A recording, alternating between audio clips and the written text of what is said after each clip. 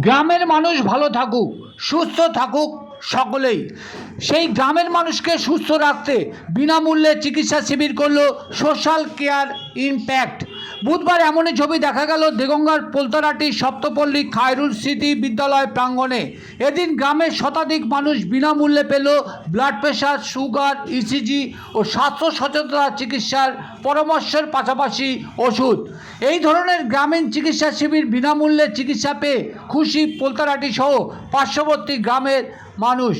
সবার জন্য প্রাথমিক স্বাস্থ্যসেবা পৌঁছে দেওয়ার পাশাপাশি স্বাস্থ্য সচেতনতা বৃদ্ধি করার লক্ষ্য নিয়ে সোশ্যাল কেয়ার ইমপ্যাক্ট অরাজনৈতিক স্বেচ্ছাসেবী সংগঠন এই বিনামূল্যে চিকিৎসা শিবির নিয়ে কী জানাচ্ছেন সংগঠন কর্তৃপক্ষের এক সদস্য।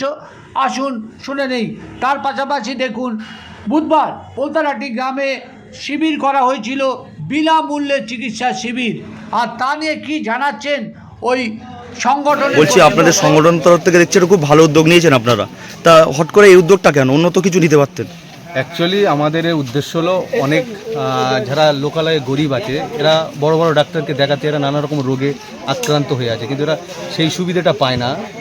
যার ফলে আমরা কলকাতা থেকে ডাক্তার নিয়ে এসে একটা ক্যাম্প করেছি। এই ক্যাম্পের মাধ্যমে তাদেরকে কিছু মেডিকেল সুবিধা দেওয়া আছে, যা সহজে তারা বড় ডাক্তারের মাধ্যমে নিতে। আচ্ছা, এখান থেকে আপনারা কি কি পরিষেবা পাচ্ছেন? এখানে আমরা পরিষেবা দিচ্ছি ডাক্তারের মতামত অনুযায়ী কিছু টেস্ট, যেমন সুগার, ইসিজি, প্রেশার, এগুলো ডাক্তারের যে পেশেন্টকে যে আঘাত যদি করার প্রয়োজন থাকে তাহলে ডাক্তারের মতামত অনুযায়ী এগুলো আমরা সম্পূর্ণ ফ্রি করাচ্ছি। শুনছিলাম এখানে এসে যে আপনারা নাকি ওষুধে আবার ডিসকাউন্ট দিচ্ছেন। হ্যাঁ, অ্যাকচুয়ালি আমরা একটা ফার্মেসির সঙ্গে চুক্তিবদ্ধ হয়েছি যে আমাদের এই পেশেন্টের এখান থেকে যারা এই প্রেসক্রিপশান নিয়ে যাবে সোশ্যাল কেয়ার ইমপ্যাক্টের, তা সেই ফার্মেসি 30% থেকে 20% অবধি ডিসকাউন্ট দিয়ে দেবে।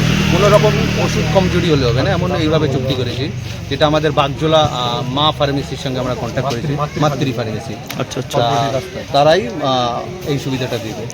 ডাক্তারবাবু কটা থেকে কটা পর্যন্ত থাকবে আজকে? এটা আজকের মোটামুটি সকাল 10টা থেকে এখন যত সময় পেশেন্ট থাকবে। মোটামুটি রেসপন্স আছে, আশপাশের যথেষ্ট লোক আসছে, প্রকৃত যারা রোগে আক্রান্ত আছে তারা আসছে এখানে। আচ্ছা, আপনাদের একটা সংস্থাটা কি সম্পূর্ণ অরাজনৈতিক? তো হ্যাঁ, এটা একটা অরাজনৈতিক। এটা আমরাই সাধারণত গ্রামগঞ্জে এই ধরনের সুবিধা দিয়ে থাকি, যারা কম বেশি গরিব মানুষদের এই ধরনের সুবিধা দেওয়ার জন্য। এটা অরাজনৈতিক। ঠিক আছে, গুরুত্বপূর্ণ মতামত দেওয়ার জন্য আপনাদের অসংখ্য ধন্যবাদ।